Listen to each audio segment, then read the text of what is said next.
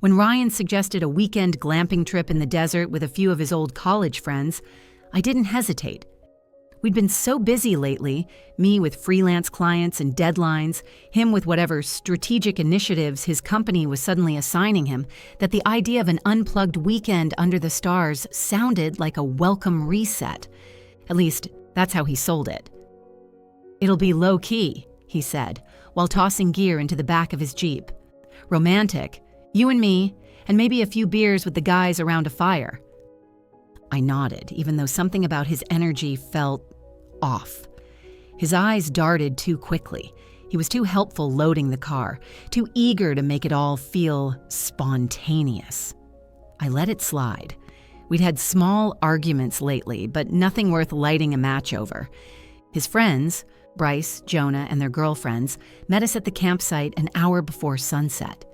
It was a glamping site, technically, with canvas tents and solar lanterns, but the desert air still clung to your skin and left your mouth dry. I set up our little corner while Ryan passed out drinks. "This is so cute," one of the girlfriends said, admiring my setup. "Yeah," Ryan chimed in, slinging an arm around me. "My girl's high maintenance, but she always makes things look good." There was a pause. A quick exchange of looks among the group. I smiled tightly. "High maintenance?" I asked, light in tone, though I already knew how this game went. "Come on," he said, laughing it off. "You packed 5 serums and a backup charger for the backup charger. Admit it." They laughed. I didn't. That night, as everyone gathered around the campfire, I noticed the way Ryan exaggerated stories, twisting details to make himself seem funnier, cooler, more in control. The others laughed along, nodding on cue. I played the part of the supportive fiancé, but something in my gut twisted tighter with every punchline that used me as the setup. He was performing, not for me, for them. And I was beginning to wonder whether this whole trip was less about quality time and more about putting me on display. By morning, the desert heat had already begun to rise in heavy waves.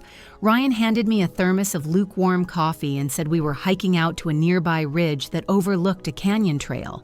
Everyone seemed excited. I followed, sunscreen already slick on my shoulders, sunglasses perched carefully on my nose. The path narrowed after 20 minutes. I lagged slightly behind, taking photos for my blog. Sunlight catching against red rock, the soft blur of desert blooms, a hawk slicing through cloudless blue. Ryan fell back to walk beside me, unusually attentive. "You should get some solo shots," he said, brushing a thumb against my arm. "You know, for your Instagram. That light right now? Insane." I hesitated.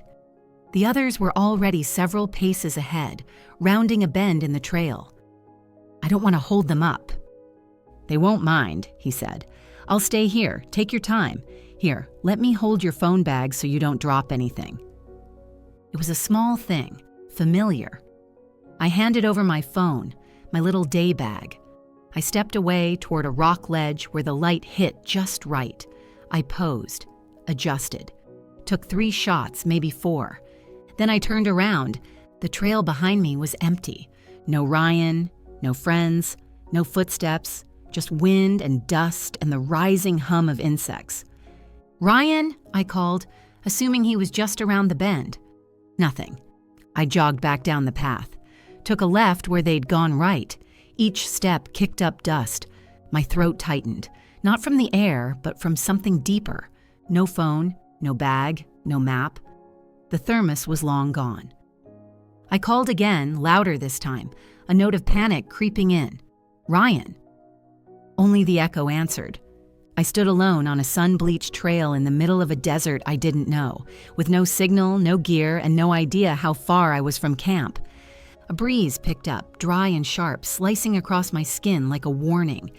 And that was when I realized they hadn't forgotten me. They'd left me on purpose. And something inside me began to shift from fear to clarity. This wasn't a joke, it was a test, and he had just failed it. The moment I accepted that no one was coming back for me, my body responded before my mind did. My stomach flipped, My hands went clammy. Every nerve in me screamed, "Run!" But there was nowhere to go. Just dust, rock, and a sky that had somehow grown bigger and more silent than I thought possible.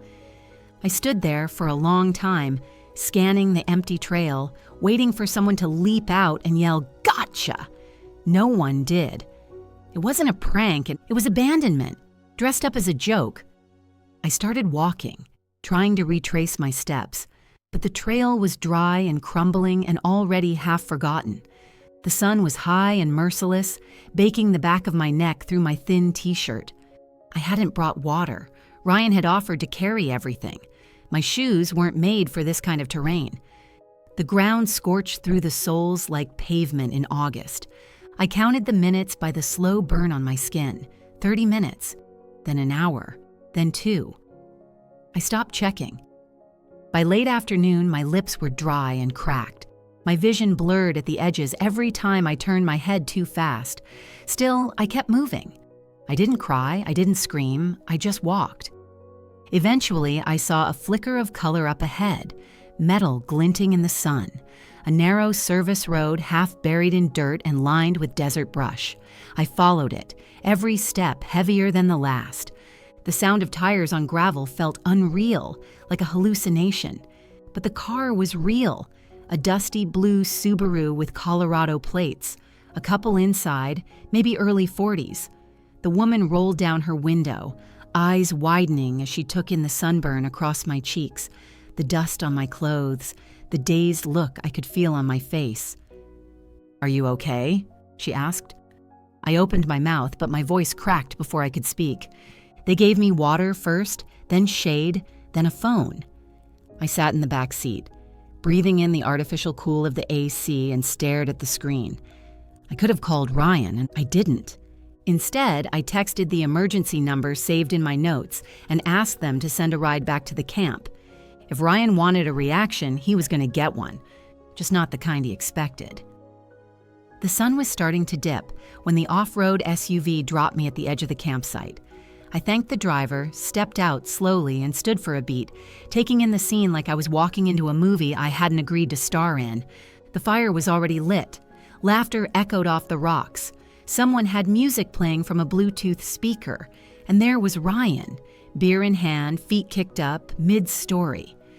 "And then she was just gone," he said, grinning. "You should have seen her face. Classic." His friends laughed weakly, not fully sure whether they should. My body felt detached, like it had shown up ahead of my mind. I walked toward them with deliberate calm. The dust on my clothes, the cracked skin on my arms, the sunburn blooming across my chest, all of it said more than I needed to. Ryan stood when he saw me, a little too fast. His eyes flicked over me in confusion, then mock surprise. "Babe," he said, "you made it back. We were just about to come find you." Jonah coughed into his drink. "You left me," I said. My voice was flat, neutral, dangerous in its stillness. Ryan laughed like I was being dramatic. "Come on, it was a joke, a prank. You know, funny. You love that influencer survival show. I thought you'd find it hilarious." I said nothing. "Seriously," he added, turning to the group, "I told them you'd be fine. You're resourceful, right? I mean, look at you. You're back, safe and everything." The girlfriends avoided my eyes. One of them murmured something about needing to check the cooler. Bryce stared into the fire like it held the meaning of life. Ryan reached for me like we could just press play again. I stepped back. "I need my bag," I said. "Now!" He blinked. "You're not mad, are you? It's not like you were in danger." I held his gaze for a long moment. Let the silence stretch. Let the discomfort grow legs and crawl into every corner of that camp. Then I smiled. "Oh, Ryan," I said calmly, "you have no idea what you just started." And I meant it. I slept in the back seat of Ryan's Jeep, curled against a rolled-up hoodie that smelled like dust and sunblock. The heat from the day still clung to the seats. My back ached. My lips were cracked. But I didn't move. Not when Ryan knocked softly on the window. Not when he said my name like he was the one who'd been hurt. Around midnight, he finally gave up and returned to the tent. I lay awake long after the desert went quiet. By morning, he was back to grinning like nothing had happened. "You're still mad?" he asked, bringing me a paper cup of lukewarm instant coffee like that might fix everything. "Come on, babe. It was a prank. You were never in danger." I didn't answer. He tried again. "I mean, you did make it back, right? That's kind of impressive. Honestly, I thought you'd laugh about it once you realized we weren't serious." "We?" I asked, just to hear how he'd handle it. Ryan shrugged. "They didn't know. It was my idea. But you've got to admit, it's kind of a great story." I looked at him then. Really looked. There was no guilt in his eyes. Just amusement. He wasn't sorry, not because he didn't think he'd gone too far, but because he didn't think I had the right to be upset. "You need to learn to take a joke," he said, tone flat. I smiled just slightly. "You're right," I replied quietly. "It is a great story." He relaxed, clearly convinced the storm had passed, but I wasn't angry anymore. Not in the way he wanted me to be. Not the kind of angry that lashes out, screams, or gives him something to fight against. My anger had gone cold, focused, measured. That night, I opened my notes app and started writing everything down. Not out of rage, but preparation. Because Ryan thought he could humiliate me, laugh about it, and walk away untouched. And I just decided he was going to learn what a real punchline felt like. By Monday, I was back to being the perfect fiancé. I kissed Ryan on the cheek before work. I texted him updates about my day. I smiled during dinner, nodded when he told the story again, this time to his friend, over a beer, exaggerating the heat, the look on my face, the way I totally fell for it. "You've got to send me that video," his friend said, laughing. "I wish I'd filmed it," Ryan replied, "but the memory is burned into my brain forever." I laughed too, light, breezy. Inside, I hit record on the voice memo app tucked into my pocket. By Friday, I had over a dozen receipts, photos of my sunburn, a screenshot of the emergency text I sent to get picked up, the route I walked logged in the rescue SUV's GPS. I took a picture of the dried blood on my heel from the blister that burst mid-hike, time-stamped it. Ryan had no idea. He kept tossing around the story like it was his new favorite party trick, adding flair and cruelty with each telling. "She was so dramatic," he said once in a group chat. "Swore she was gonna die or something. You should have seen the look she gave me. I thought she'd stab me with her water bottle." Everyone sent laughing emojis. I saved screenshots. His parents were scheduled to visit in 2 weeks, Sunday brunch. I'd already picked the menu: chive scrambled eggs, lemon pancakes, hand-pressed coffee. "Your parents will love this," I said while folding napkins into neat triangles. "Let's make it special." He looked at me like I was finally back to normal. And I was, just not the version he expected. Because Ryan wasn't just careless. He was arrogant. The kind of man who mistook silence for submission, who confused forgiveness with forgetting. So I baked banana bread, and I decorated the table, and I made sure everything looked beautiful. And all the while, I was building my case, every cruel word, every mocking story, every receipt he'd handed me with his own smug mouth. Brunch wasn't going to be a meal. It was going to be a reckoning. The thing about men like Ryan is they don't notice the moment you stop loving them. Not when you still kiss them goodnight, or pour their coffee the way they like it, or laugh at the same jokes you've heard a dozen times. As long as you play your part, they assume the script is still going their way. So I played mine. We went back to dinners on the couch and Saturday mornings at the farmer's market. I sent heart emojis, tagged him in memes, and asked him how work was going, all while adding new files to my collection. Screenshots, voice notes, timestamps. Ryan, of course, was thriving under the spotlight he'd created for himself. The desert story became his opener at every dinner, happy hour, and FaceTime call. "You should have seen her," he told his coworker during one call I kept playing in the background while I folded laundry. Cried like a little girl. Probably thought a snake was going to eat her or something. "I was more concerned about my broken nail," I said sweetly from across the room, head tilted, eyes unreadable. He laughed. Exactly, see? She gets it now. He didn't see me tap the side of my Apple Watch. He didn't hear the recording save in my secure drive. By the fourth retelling, he added new details, said I screamed like I was being murdered, said the sunburn was probably just karma for being dramatic. Every time he bragged, every time he chuckled at my expense, I encouraged him. Tell them what you said when I came back to camp, I'd prompt, smiling over my wine glass. He'd smirk. I said she looked like a tumbleweed with mascara. Laughter. Recording saved. People like Ryan need an audience. They crave validation more than connection. So I gave him one, and I made sure it would be standing room only. Sunday morning arrived cloudless and bright, the kind of day that begged to be remembered. I woke early, pulling out the linen napkins Ryan's mother had once gifted us, and began laying the table with delicate precision. Crisp whites, warm tones, polished silver. The kind of table you remember, the kind that sets the stage. The first knock came just after 10. Ryan's parents, Martha and Daniel, brought fresh-cut flowers and compliments. His sister, Andrea, arrived next, husband in tow, followed by 2 cousins who smelled like cologne and hotel soap. Ryan kissed his mother's cheek and cracked open the champagne. I passed around glasses and poured gently, watching the bubbles rise like little countdowns. You've really outdone yourself, Martha said, admiring the spread. Citrus scones, mini quiches, cinnamon maple bacon. I smiled, demure and glowing.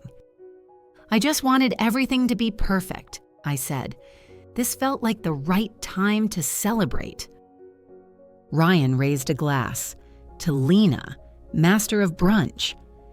And storytelling, I added smoothly, resting a hand on his arm. Speaking of, which one of you hasn't heard Ryan's hilarious story from our desert trip? Ryan paused mid-sip. You want me to tell that one? Of course. I turned to his mother. You'll love it. It's so funny. Ryan leaned back, arms wide, soaking in the attention. Okay, so picture this. Middle of the desert, Lena's doing her whole blogger photo shoot thing. I watched his sister's smile falter slightly. And I thought, let's see how long it takes her to realize she's alone. So I tell her to go stand by this rock formation, and while she's distracted, we all head back to camp. He grinned, wide and proud. She comes back and we're gone. Nothing around for miles. Someone chuckled awkwardly. I poured more mimosas. She said she thought she was dying of dehydration, Ryan added. Like full meltdown. Honestly, I thought she was going to sue me. I didn't know that part, Andrea muttered. Oh, it gets better, I said gently. Wait until you hear what he actually said when I showed up sunburnt and bleeding. Go on, Ryan. He glanced at me, then back at the table. Laughter had faded. Tension slipped in like steam. Tell them what you said, I repeated, still smiling. Because brunch was officially served. And the main course was truth. The silence that followed Ryan's story wasn't the kind you get after a good punchline. It was thick, uncomfortable. Like everyone suddenly realized the joke wasn't funny, if it ever was. Ryan chuckled again, trying to fill the dead air. You should have seen her face. No one laughed. I reached for my phone slowly, deliberately. The table watched me with polite confusion. I tapped a file labeled Desert Story, Raw Audio. His voice filled the room, loud and unmistakable. She was crying like full-on breakdown, he said on the recording, laughing. Said she couldn't feel her lips or something. I was like, relax, it's not the Sahara. There was a click as another clip played. My own voice this time, recorded quietly. You could hear the wind, the ragged edge of my breathing. The way I said, Ryan? Ryan, where are you? Not playful, not staged, just scared. The room was still. I set the phone down, folding my hands neatly on my lap. I walked over 4 miles, I said, voice calm. No phone, no water, in 104-degree heat. The only reason I made it back was because a couple driving past on a service road picked me up and gave me water. I turned to Ryan, eyes steady. I had blisters on both heels, a mild case of heat exhaustion. but sure, tell them how funny it was. He didn't move. I didn't wander off. You told me to take photos, then left me there. You took my bag, my phone, and walked away. Ryan's mouth opened slightly, but no words came out. His cousin looked visibly uncomfortable. Andrea was staring down at her plate like she was trying not to vomit. I thought it was a joke too, I added, right up until the moment I realized no one was coming back. The playlist I'd queued up switched songs in the background, light jazz humming behind the silence. I looked around the table and smiled again, not smugly, just done. Anyway, I said, I thought it was time everyone heard the real version. It was Ryan's mother who spoke first. You thought it was funny to leave her alone in the desert? She asked, voice brittle. In that heat? With no phone? Ryan shifted in his seat. Mom, it wasn't. Don't mom me. She leaned forward slightly, her hand clenched around a cloth napkin. You left her. Ryan tried to laugh again, but the sound died before it reached his throat. Andrea cut in, her voice sharp. That's not a prank, Ryan. That's dangerous. What if she'd passed out? What if no one had found her? She's exaggerating, he muttered, eyes darting around the table. It wasn't that hot. I have the weather report from that day saved, I said quietly. Want me to read it out loud? His cousin spoke next, voice low. That's not a joke, man. That's abandonment. Ryan looked stunned, like the world had tilted and he couldn't quite find his balance. She could have died, Andrea added. You left her on purpose and called it funny. What the hell is wrong with you? Ryan reached for his glass, but his hand shook. It wasn't... I didn't think she'd take it so seriously. You didn't think at all, his mother snapped. That's the problem. He turned to me finally, desperate. You're making this sound way worse than it was. No, I said evenly. I'm telling the truth. You're just not used to people believing me. Another beat of silence. Ryan looked around the table like someone might rescue him. No one did. His father stood slowly, setting his napkin on his plate. You need to leave, he said to Ryan. What? Dad? Get your things. You don't treat someone like that and call it love.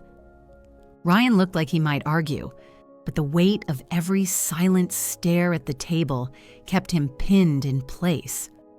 I sat still, composed, as he stood and walked out of the room. He'd expected applause. Instead, he got the door. And I hadn't even raised my voice.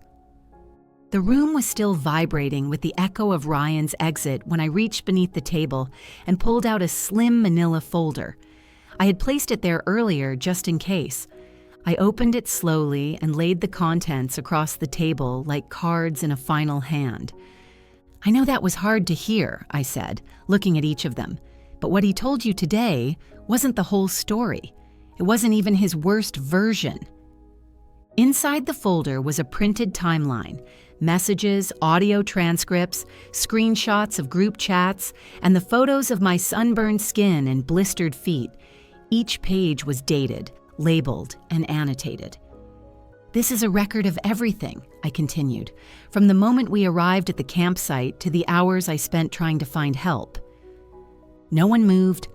Martha reached out hesitantly and took one of the pages, Ryan's message in a group chat, calling it legendary and saying I looked like a homeless cryptid when she walked back up. Daniel looked sick. I gave them a moment to read. Then I stood. I'm calling off the wedding. A gasp, barely audible from Andrea, but no one interrupted. I won't marry someone who thinks cruelty is comedy. I won't marry someone who needs to humiliate me to feel powerful, and I definitely won't marry someone who laughs while I'm fighting to stay upright in the middle of a desert. I turned to Ryan's father. Thank you for asking him to leave, but I need to ask the rest of you to go too.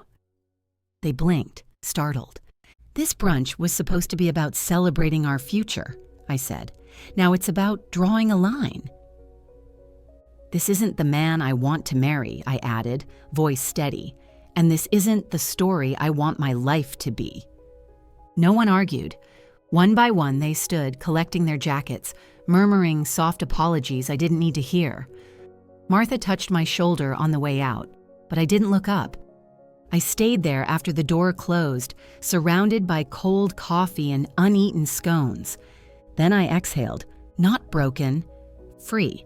The engagement ring sat on the kitchen counter for 3 days before I boxed it up and dropped it at the jeweler's. No receipt, no emotion, just closure in a velvet case. The wedding planner was gracious when I canceled. "Happens more than you'd think," she said gently. "Better now than after the photos." I agreed. The dress, returned. The venue, released. The florist thanked me for the advance notice and promised to cancel the order without penalty. It was all transactional, clean, quiet. The opposite of what Ryan had done. What surprised me most was how easy it felt. Not painless, but certain. Like my body had known long before my brain did that the foundation we'd built on was never stable. I just needed a reason loud enough to stop justifying the cracks. A week after brunch, I updated my blog. The post was titled, "What Survival Really Looks Like." Hint, it's not just sand and sunburn. I didn't name Ryan, I didn't need to. Instead, I wrote about manipulation disguised as humor. About the subtle shift when someone stops being your partner and starts being your audience. About the danger of letting things slide for the sake of peace and the power of documenting what others try to erase. I talked about boundaries, about walking out of the desert not just physically, but emotionally, how it's possible to be scared and strong at the same time. The post went viral in 3 days. Comments poured in. Women sharing stories, screenshots, patterns they hadn't seen until they looked back. Men apologizing to their partners. People thanking me for saying what they hadn't yet found the words for. I didn't respond to Ryan's texts. Not the first, not the fifth, not the one where he tried to joke about being canceled. He'd lost the right to my attention. He wasn't a villain in my story anymore. He was just a lesson. One I'd turned into fuel, proof, and purpose. Because I didn't just survive that weekend, I rewrote the ending. It started with a Reddit post, not mine. One of Ryan's cousins, apparently still reeling from the brunch, shared the story under the title, "My cousin left his fiancé in the desert as a joke." She exposed him in front of the whole family. Within hours, it was trending.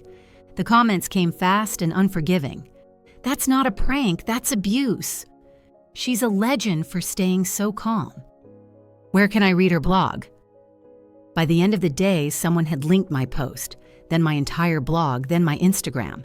Messages flooded in, DMs, emails, comment threads, women sharing their own versions of being left out, laughed at, written off, men who'd once played similar jokes, asking quietly if it was too late to apologize.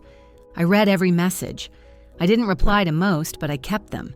Screenshots, folders, stories from strangers who felt less alone because someone finally said out loud what they'd always felt, that it was just a joke is usually the first line of defense for cruelty. Ryan predictably didn't handle the attention well. His friends pulled back, distancing themselves quietly. One removed a joint photo from his profile. Another posted a vague caption about growing up and taking accountability without tagging anyone. But the timing wasn't subtle. By the end of the week, Ryan had deleted his social media. I heard through someone mutual that he was taking space to reflect, which, in Ryan's language, probably meant sulking and blaming the world for seeing through him. I didn't care. He had always been the kind of man who mistook attention for admiration. Now he had neither, and I had something better. A voice, a platform, a truth too solid to be twisted. I booked the trip without hesitation.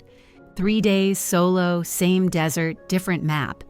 I told no one but my assistant, who smiled when she saw the destination. "Back where it started," she said.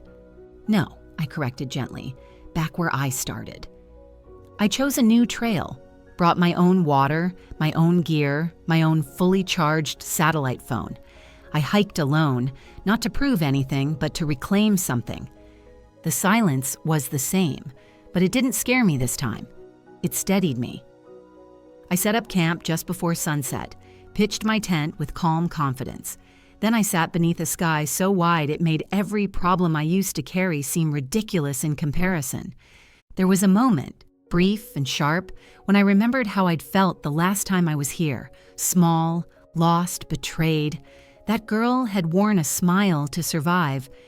This one didn't need to. In the quiet, I made space for every red flag I had ignored.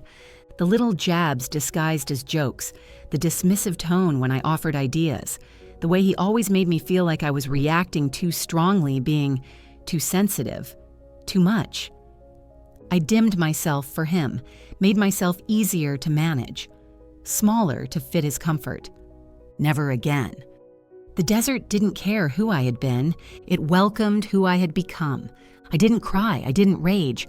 I just sat there, hand wrapped around a warm mug of tea, watching the sun slip behind the horizon, and felt whole.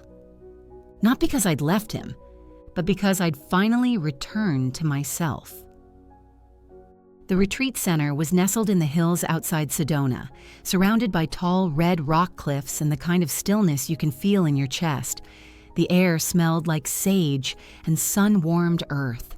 I stood just off stage, watching a group of women settle into folding chairs with notebooks, iced coffees, and soft expectation on their faces. When the host called my name, I stepped up to the microphone without hesitation. "Hi," I began, smiling lightly. "I'm Lena. I used to run a lifestyle blog about design, travel, and morning routines. Now I write about boundaries, survival, and the parts of self-worth they don't teach you in school." A few knowing nods. I didn't tell them every detail. I didn't need to.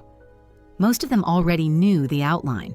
Left in the desert, turned the tables, walked away stronger. Instead, I talked about the quiet parts, the months before the breaking point, the gaslighting disguised as flirting, the slow erosion of confidence, the way women are trained to question our discomfort, to laugh along when we're the punchline. I didn't walk out of the desert angry, I said. I walked out clear. I spoke about emotional resilience, not the performative kind, but the soft, steady type that builds in silence, the kind that turns heartbreak into direction, that turns being underestimated into fuel. Afterward, they lined up to speak to me. Young, older, some with tears in their eyes, others with fire. One woman, maybe 50, whispered, "I stayed. I wish I hadn't." Another handed me a folded letter. "I've never told anyone what happened to me. Your story gave me the words." I didn't feel heroic, just grounded. Months had passed since the brunch, since the blog post, since the man who once claimed to love me had tried to reduce me to a cautionary tale. But he failed, because I had written a different ending. My name was now tied not to what was done to me, but to what I did next. And I had done it all without raising my voice. As the retreat ended, I stepped outside, sunlight warm on my shoulders. The desert stretched before me like a clean slate. I smiled, not because I won, but because I healed.